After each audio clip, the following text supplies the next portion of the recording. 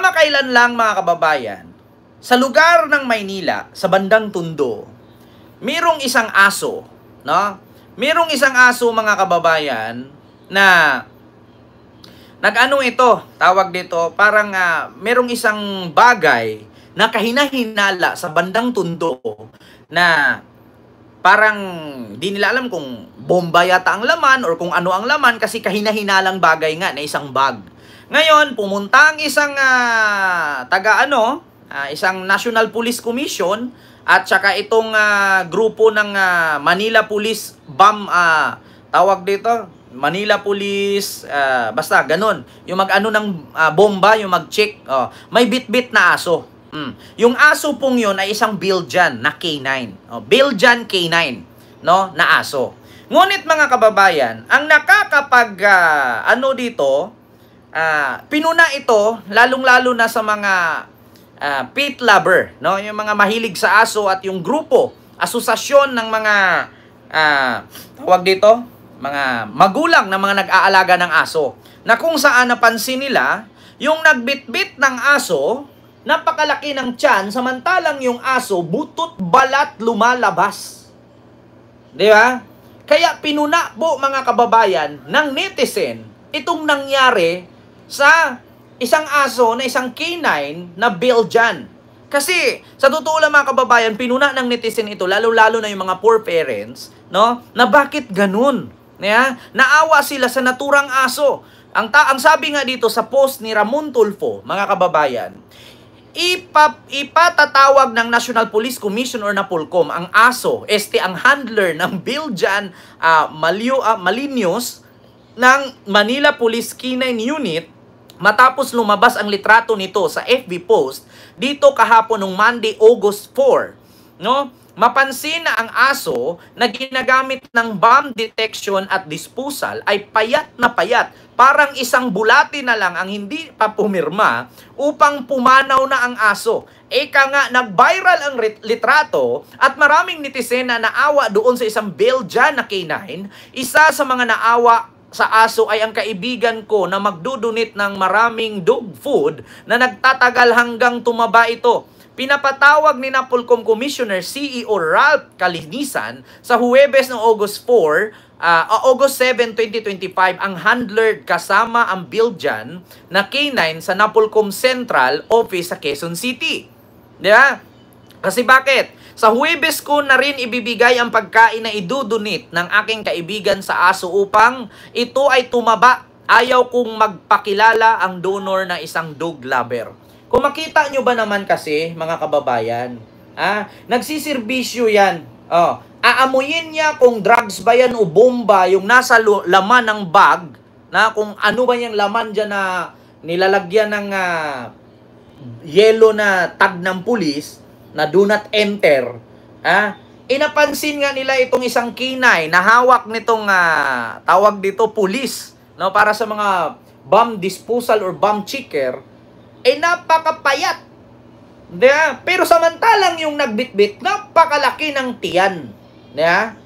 Kaya ngayon mga kababayan, ito po ang napansin. Kasi actually mga kababayan, meron din po akong aso, ganito din po siya. No? Actually, yung sa akin, agouti, husky po ito. Mas malaki pa sa Siberian. Tapos yung kapitbahay namin doon, ganito talaga, Belgian. So, napakalaki po niya. No? Pero ito, naawa, kahit ako po, kahit kayo man po, ang makakakita, mga kababayan, butot balat na po yung aso. At saka take note, imposible at napaka-imposible man po na itong aso ay walang makain, samantalang imposible na walang budget ito mula sa government. Kasi K9 ito eh. Once na K9 yan, ikaw nag-aalaga, may pondo yan. Yeah? May allowances yan. Pampakain dyan, tinipid, sa madaling salita. Correct me if I'm wrong mga kababayan, comment po kayo kung itong aso na to ay may allowance po yan para sa kanya. Hindi ba kaya ang sabi dito mga kababayan ng mga netizen, dito, tapos yung may hawak ng aso, ang taba, busog-lusog ang tiyan, kawawa naman yung aso. Nag-comment. Ito namang isa, taba, amo, payat, aso. Source of corruption kasi yan. Start from procurement kasi sablay health, pinapasa edad ng aso, dinaya, example, 5 years old, ginawang 2 years old upon delivery sa unit organization, matanda na at sakitin ang aso kaya hindi na minsan mapakinabangan. Imbis ang budget aabot sa lower rank, sa taas pa lang kinakain na ng bawat buwaya. Kaya minsan kawawa rin ang handler, produce galing sa sarili nilang bulsa. May mga ganun pala, mga kababayan. 'Di ba? Actually, mga kababayan, meron po tayong good news diyan sa aso na 'yan. Sa simula nung nag-trending po 'yan, mga kababayan, kasi pinost po 'yan ng netizen, sunod-sunod na po, mga kababayan, yung mga nagpapaabot ng tulong at concern hanggang sa nakarating na po ito sa Napolcom, mga kababayan. Ito na po, mga kababayan. Ayan po ang pangalan, Kobe Bryan ang pangalan ng Biljan Malinyos na miyembro ng Manila Police Bomb Disposal at Detection Unit na isang Biljan na aso. So ngayon, mga kababayan, noong bumisita po ito sa Napolcom, no, at pinareport nga sa Napolcom itong handler at saka itong canine na Biljan, ayun, medyo nabawas-bawasan na yung buto niya, pero syempre, pinabusog, pinakain siguro ng pinakain para hindi naman po nakakahiya. So ngayon, mga kababayan, Ma'am Chaicher, hello po. So ngayon, ito nga, sunod-sunod ang mga donasyon, no? Ang dami ng pagkain. Much better po kung sino man po ang mag-donate, lalong-lalo sa mga ganitong senaryo, mga kababayan. Kung may makita kayong mga alagang aso na nagugutom, tapos yung nag-alaga, walang maipakain kasi hindi nga kaya, pero willing mag-alaga, ang ibigay nyo po pagkain na. Huwag po kayong magbigay ng pera. Bakit? Money is root of all evil. Kahit mag-donate ka ng 1 milyon dyan para alagaan niya yung aso, ako po'y itataya ko po ang isa kong daliri, 1,000,000%. Putulin ko daliri ko kung hindi pag-aksayahan ng nag-aalaga yung aso. Malamang sa nag-aalaga mapunta ang kalahati sa aso. Ganun yun, mga kababayan. Kaya sa mga dog lover po dyan or pet lover, no, pag nag-donate po kayo pagkain, pagkain na po, wag na pera. Kasi bakit? Mapupunta lang sa nag-aalaga yan. Sabihin natin, magkano lang kinakain ng aso? Bilhan mo naman yan ng buong manok isang araw. Kung 1 million ang donation dyan, magkano lang naman yung manok? Mas mapupunta pa doon sa nag-aalaga ang pera kaysa doon sa aso. Para ka lang nagcha-charity. Alam niyo yung mga charity vlogger, hindi ko naman nila lahat, wala akong papangalanan Pero ang mga nagcha-charity vlogger, ganyan po ang ginagawa. Bukod sa bibigyan sila ngayon ng $100 pang donate, pang tulong, yung $30 doon bulsa, yung 70 lang ibibigay. At bukod doon sa binigay para pang donate, meron pa yung para sa kanila. Kaya doble po ang kita. Kaya napapansin nyo po yung mga charity vlogger, habang tumutulong yan sa ibinigay. Halimbawa, si Ma'am Lily Tonini nagbigay sa akin $100. Ako yung charity vlogger. Alam ba ni Ma'am Lily Tonini kung magkano bilhin ko? Yung 70, tulong ko. Yung 30, bulsa ko. Tapos bukod dun sa binigay ni Ma'am Lily Tonini, bibigyan pa niya ako ng para sa akin dyan. At bukod dun may para sa akin na ako at kinupitan ko pa yung pangtulong para sa tao, meron pa akong kinikita sa YouTube. Kaya triple po ang kinikita ng mga vloggers na charity kaysa doon sa tinutulungan. Walang pinagkaiba kay Idol. Idol, ako po'y nagrereklamo ngayon. Sige, bibigyan kita 100K pero video kita 5 video. Walang pinagkaiba, mga kababayan. Totoo yan. Yung mga nagcha-charity, kahit nga si Idol si Idol, tanungin ko kayo, yan bang binigay ni Idol na 100K, 200K para sa mahihirap? Ilang video ginawa niya dyan? Ilang video ang kinikita niya dyan? Yung 100K, ang balik sa kanya, milyon. 10% lang ang naitulong niya, pero ang balik sa kanya, 90-80%. Kaya ganyan ang estilo, mga kababayan. Kaya sabi ko sa inyo, kapag kayo'y tumulong, kung ano yung unang pangunahing kailangan ng tutulungan ninyo, pag magbigay kay tulong, wag pera. Magpa-deliver kayo, pwede man kayo mag-book yun, pa-deliver, bigas, dilata, pansit canton, bigay nyo diretso doon sa tao. Wag nyo nang ipadaan sa vlogger, bibigyan nyo pera. Sabi ko sa inyo, alam ko yan. Naranasan ko yan hindi po ako nakamute, malakas po ang boses ko. Sabi ko sa inyo, ito po yung good news, mga kababayan. Nasa Napolcom na itong si Kobe, Oo, na isang canine at ayun nga, nabigyan na siya ng maraming pagkain. Dapat ganyan. Pagkain ang ibigay. Kasi inamayat eh. Hindi pera ang sagot dyan para tumaba. Baka mas lalong tataba yung handler. Oh, pagkain ang kailangan. Bigyan mo pagkain. Posibleng kainin ng handler yung dog food. Tignan natin kung hindi siya nagbulat eh. Yeah?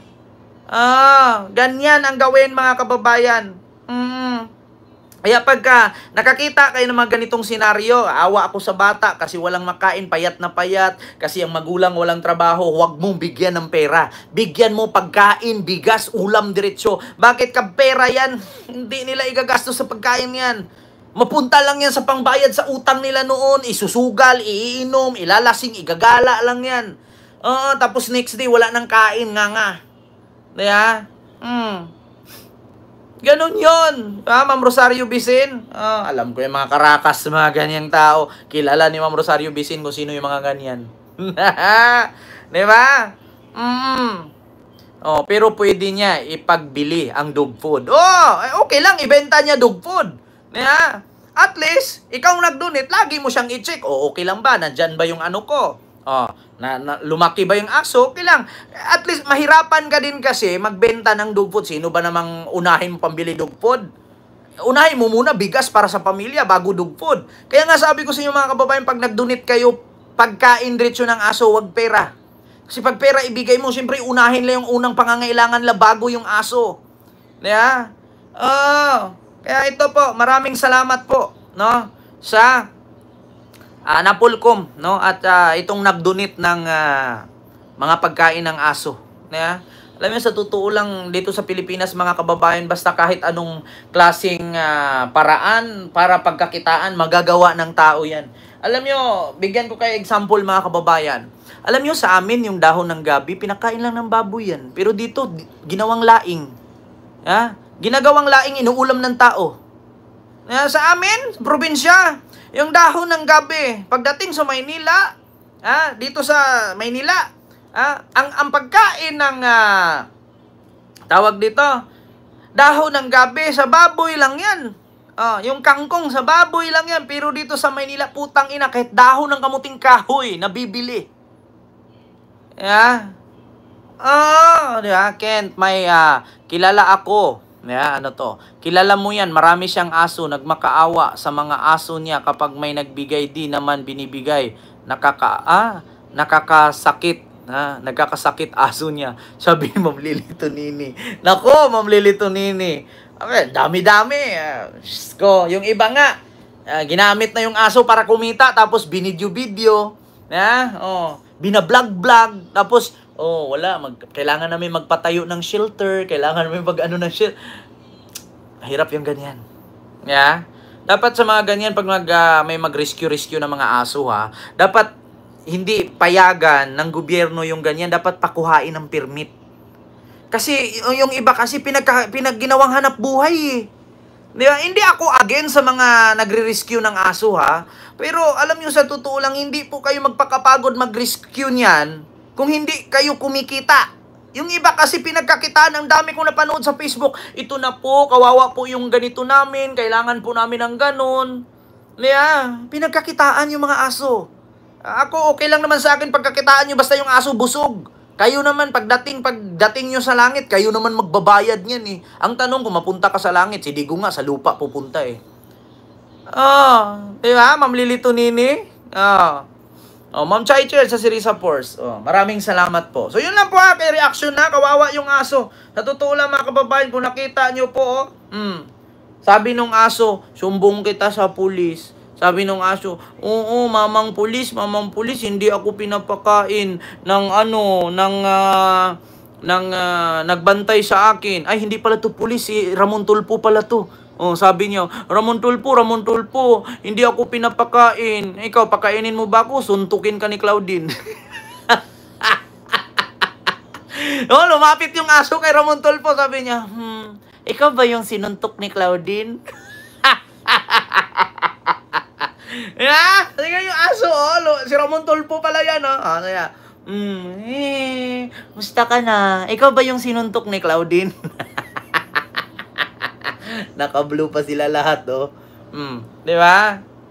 Si Ramon Tulfo pala ito. Tapos nag-donate daw yung kaibigan niya ng mga royal. Actually, royal canin, alam ko yan. Nagpapakain ako ng aso. Pakamahal po niyan. Isang sakong royal canin, mahal niyan. Nasa mga 3.6 po yan. Ako, yan din po pinapakain ko. Hindi ko po tinitipid. No, hindi ko tinitipid ang aso ko. Kaya makita nyo po matalino. Sabi ko nga, sinong gusto mo? Si Lenny, si Sarah? Ba ganon. Ha? Agata. Ayaw niya. Wag na kasi magtahol-tahol pa. Sunod, mga kababayan. Siyempre, alam ko inaabangan ninyo itong ating topic. Ito yung pinaka-main topic natin dito.